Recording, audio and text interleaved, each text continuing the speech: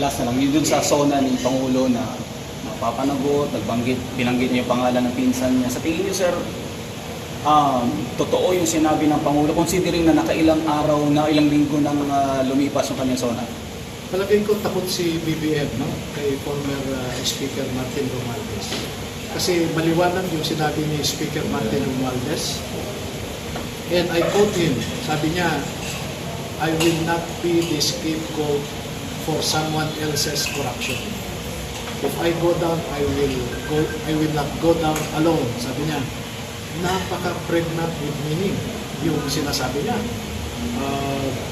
Kumbaga, hitik na hitik sa malalim na mensahe yan.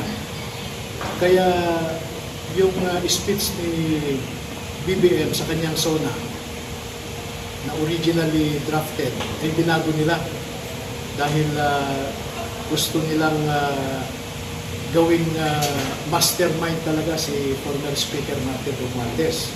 Pero sa akin, sa personal na pag-analyze ko ng mga dokumento, mga ebidensya, mga testimonya, hindi si Speaker Martin Romualdez ang mastermind. Maaaring isa siyang major player dahil yan ang nakita ng Office of the Ombudsman, pero palagay ko meron mas malaki sa kanya. Thank you, sir.